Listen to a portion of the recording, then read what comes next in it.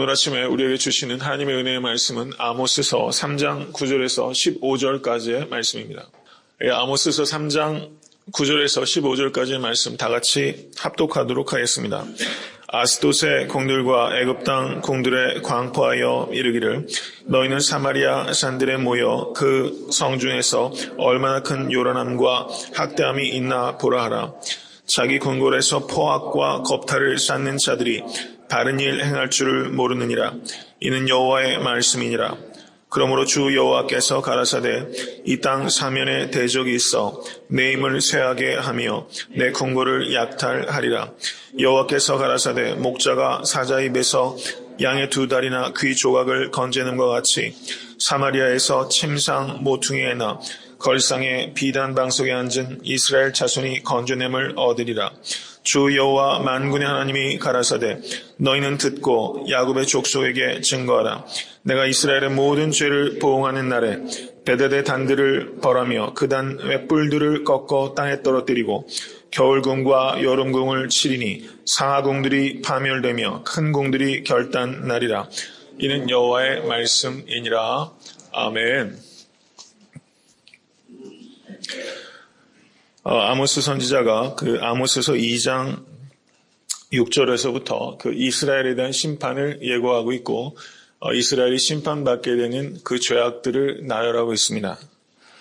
그 흐름을 다시 한번 말씀을 드립니다. 아모스서 2장 6절에서 8절을 보시면 이스라엘이 심판을 받는 이유를 크게 아모스 선지자는 세 가지를 얘기했습니다. 그것은 첫 번째는 탐심이었고 두 번째는 성적 부도덕이었고 세 번째는 위선이었습니다. 이 문제는 이 시대뿐만 아니라 모든 인간의 역사를 통해서 공통된 문제예요. 세상이 과학이 발달하고 문명이 발달해도 사람은 그대로 똑같다는 것을 우리가 깊이 깨달으면 되는 것입니다. 이스라엘은 이렇게 하나님 앞에 신실하지 못했어요. unfaithful 했습니다. 신실하지 못했습니다. 그렇지만 2장 9절에서 11절 말씀은 하나님의 faithfulness, 하나님은 신실하시다는 것을 대조해서 나타내고 있는 것입니다. 이스라엘이 하나님께 신실하지 못했던 것은 신실하신 하나님에 대한 배반 행위였어요. 그리고 2장 12절에서 16절까지의 내용을 보시면 나시린은 구별된 사람입니다. 그런데 구별된 사람이 이스라엘 가운데 있는 것이 이스라엘 백성들은 불편해했어요. 자기네들이 죄를 짓고 더럽혀져 있기 때문에 깨끗한 사람을 싫어하는 것입니다. 그래서 그들에게 포도주를 먹여서 그들을 더럽혔어요. 그리고 예언자들에게 예언하지 못하도록 했어요. 여러분, 우리 살고 있는 이 시대가 참으로 그러합니다. 우리가 말씀대로 살려 하면 핍박을 받아요. 말씀대로 살려 하면 세상에서 핍박을 받을 수 있지만 말씀대로 살려고 해도 교회에서도 핍박받는 수가 있을 수 있다는 것을 우리가 깨달아야 돼요. 그리고 예언하지 못하게 합니다. 여러분, 저는 강대상에서 말씀을 선포할 때마다 일단 제 자신이 말씀에 찔리기를 바라요. 심각한 통증을 느낄 만큼 제 자신이 말씀 앞에 서기를 바랍니다. 그리고 제가 설교할 때마다 여러분 제 말씀에 여러분이 깊이 찔림을 받지 못하면 저는 직무유기하는 겁니다. 말씀을 통해서 성도님들의 마음에 양심의 찔림을 주고 여러분의 영성에 자극을 줘야지만 깨어져요. 자극이 가도 깨뜨려지지 않을 경우가 너무 많아요. 그런데 제가 강대상에 서서 그저 좋은 얘기만 한다면 그것은 굉장히 심각한 책망을 하나님 앞에 제가 받을 수밖에 없다고 생각해요. 그래서 저는 날마다 이 강대상에 설 때마다 그런 각별한 마음으로 제가 마지막 순간까지 말씀을 전할 수 있는 목회자가 되고 싶습니다. 오늘 본문에 이제 이와 같은 흐름이 이어졌고 오늘 본문 말씀이 이제 나타나게 된 거예요. 오늘 본문 말씀을 다시 한번 보겠습니다. 3장 9절 말씀을 보세요. 여러분, 예언서는 상징적인 언어들로 가득해요. 그래서 깊이 묵상하지 않으면 그 말씀이 어떤 뜻인지 잘 몰라요. 그래서 저도 예언서를 이렇게 쭉 설교하는 것은 이번이 처음이에요. 그래서 상당히 조심스러우면서 또 개인적으로는 굉장히 기쁨이 있어요. 이제 드디어 예언서를 설교하게 되었구나. 이런 생각이 들어요. 저는 역설적으로 하나님의 심판의 언어에서 하나님의 사랑의 언어를 듣기 시작하는 것 같아요. 그래서 너무 기뻐요. 이런 기쁨을 가지고 이 심판의 언어들을 여러분이 들으실 수 있게 되기를 주님의 이름으로 축원합니다. 9절 말씀을 보시면 아스돗의 궁들과 애굽 땅 궁들에 광포하여 이르기를 이라고 말씀합니다. 여기에서 아스돗 궁이라는 것은 블레셋의 궁을 말하는 것이고 애굽은 이집트의 궁을 말하는 것입니다. 이 블레셋과 애굽은 이스라엘의 가장 대표적인 대적들이었어요. 그들에게 광포하여 이르기를 너희는 사마리아 산들에 모여 이 성중에서 얼마나 큰 요란함과 학대함이 있나 보라 라고 말씀하고 있습니다. 이 말뜻은 사마리아 성의 도덕성이 아스돗 궁과 애굽 궁의 도덕성보다도 못하다. 사마리아 성이 멸망하는 것을 보고 이 아스돗 궁에 있는 사람들과 애굽 궁에 있는 사람들이 그것은 하나님의 심판이다 라고 말할 정도로 사마리아 성에 있는 사람들이 도덕적으로 타락했다는 것을 의미하는 거예요. 여러분, 이것은 무엇입니까? 교회의 도덕성과 세상의 도덕성을 비교해 봤을 때 교회의 도덕성이 세상의 도덕성에 견주었을 때 어느 위치에 있다고 생각하세요?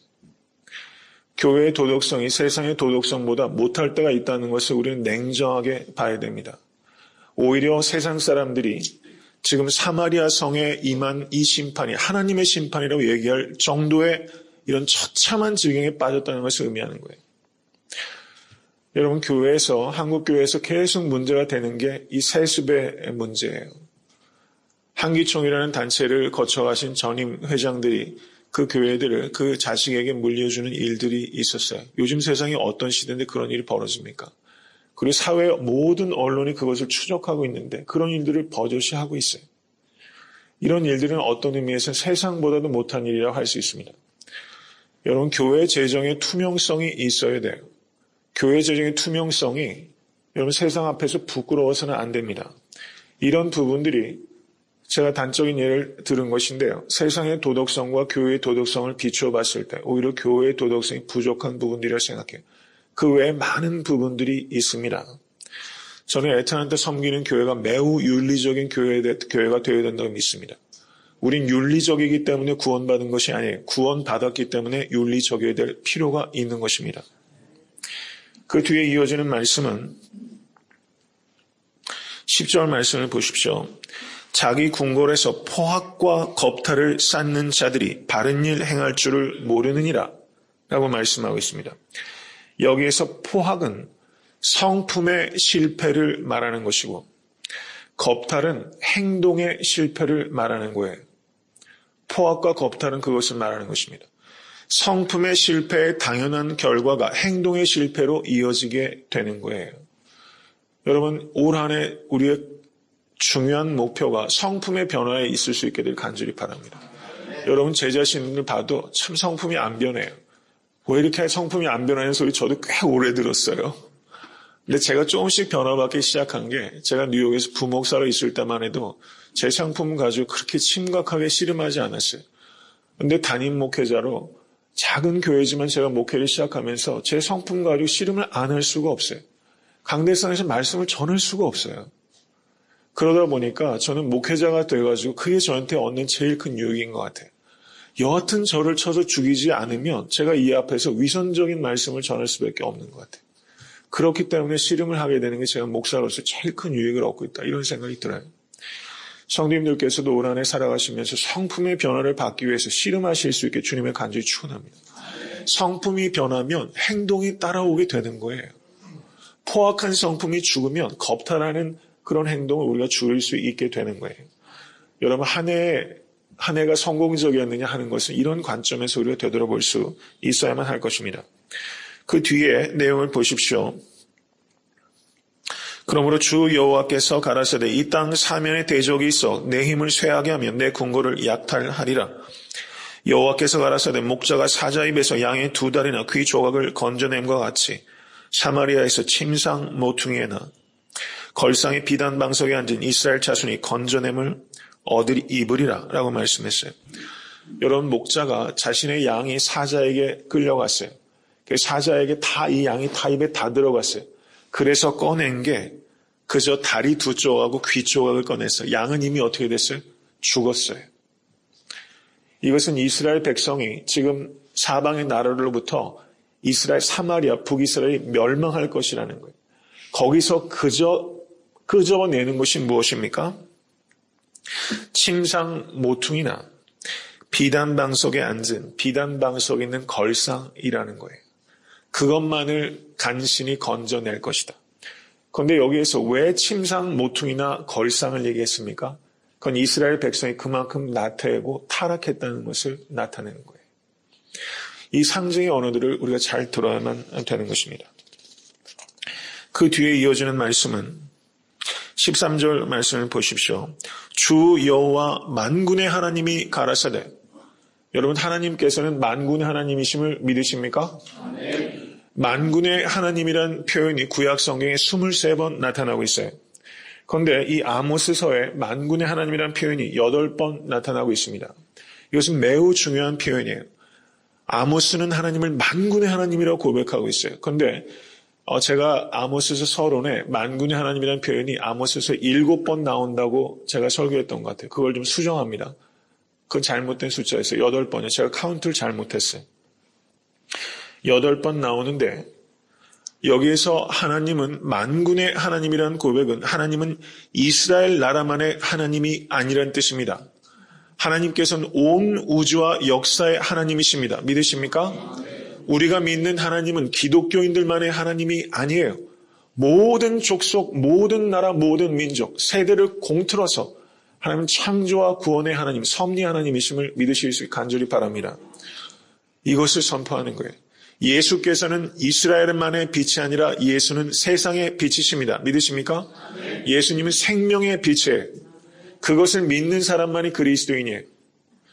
여호와 하나님은 만군의 하나님 아버지.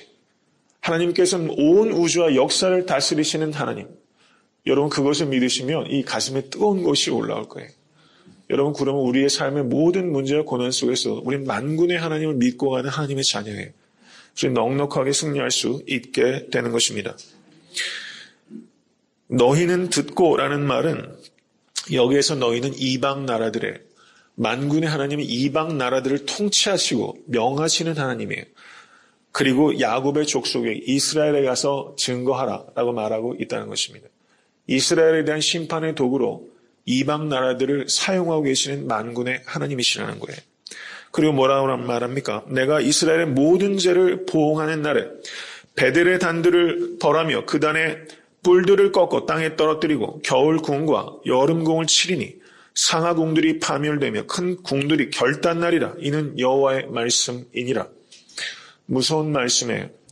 여기에서 베델의 단들을 벌하며 라는 말은 북이스라엘의 초대 왕은 여로보암이었습니다. 여로보암이 북이스라엘과 남유다가 이렇게 갈렸을 때 북이스라엘 백성들이 남유다의 예루살렘에 가서 예배를 드리면 북이스라엘이 종교적으로 정통성이 없잖아요. 그러니까 그것 정치적인 입장과 자기 이익 때문에 그 베델과 단에 단을 세우고 유사 종교를 만든 거예요. 하나님께서 기뻐하시지 않는 일을 이 여로보암이 한 것입니다. 거기에 단을 쌓고 북이스라엘 백성들은 예루살렘 성전을 갈 필요가 없으니 거기에서 예배를 드려라 라고 한 것이 여로보암의 길입니다. 악한 것입니다. 이건 우상 숭배였어요. 거짓 종교입니다. 그 베델의 단들을 헐어버리겠다라고 하나님께서 말씀하신 거예요. 거짓 종교를 무너뜨리시겠다. 그리고 그 뒤에 보십시오. 그 뒤에는 무엇입니까? 겨울궁과 여름궁을 치리니 상하궁들이 파멸되며, 이것은 화려한 주거 공간과 사치스러운 생활을 말하는 거예요. 거짓된 종교의 걸걸과가 결국은 거짓된 사회상으로 나타나게 되는 거예요. 이것을 우리가 잘 생각해야 되는 것입니다. 여러분, 교회가 부도덕하면 사회가 부도덕하게 되는 거예요. 사회의 불의와 부도덕의 1차적인 책임은 교회에 있다. 이것을 우리가 생각해야 되는 것입니다. 교회가 회복되면 사회는 회복된 희망을 갖게 되는 것입니다. 세상을 책망할 수 있는 교회가 될 수 있기 위해서 기도하실 수 있게 되기를 간절히 바랍니다. 여기에서 우리가 깊이 생각해야 되는 것은 물질에 대한 문제입니다. 성경은 물질 자체에 대해서는 부정적으로 말하고 있지 않아요. 돈을 사랑하는 것이 일만하게 근본이라고 말씀했어요. 돈을 사랑하는 것이 문제입니다. 돈은 사랑의 대상이 아니라 사용해야 될 대상이라는 것을 기억하실 수 있게 간절히 바랍니다. 우리가 물질에 대해서 생각해야 되는 것은 두 가지예요. 이것을 반드시 기억하십시오. 어떻게 재산을 모으느냐가 하나고 어떻게 재산을 사용하느냐 하나가 또 다른 문제예요. 이 두 가지 문제에서 하나님 앞에 바르게 서야 됩니다. 어떻게 재산을 모을 것인가? 어떻게 재산을 사용할 것인가? 이 두 가지는 항상 깊이 생각하고 그 앞에서 하나님의 부끄러움이 있어서는 안 됩니다. 그런데 한번 가만히 생각해 보십시오.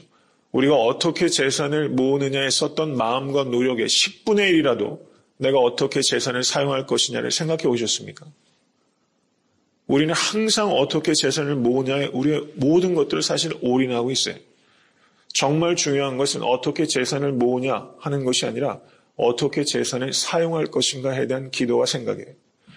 어떻게 사용할 것인가가 정리된 사람은 그 사람에게 하나님께서 물질을 부어주십니다. 그런데 어떻게 사용할 것이냐가 하나도 정리되어 있지 않은 사람은 그 사람에게 돈이 가면 그건 돈이 아니라 독입니다. 이것을 깊이 생각해야 돼요.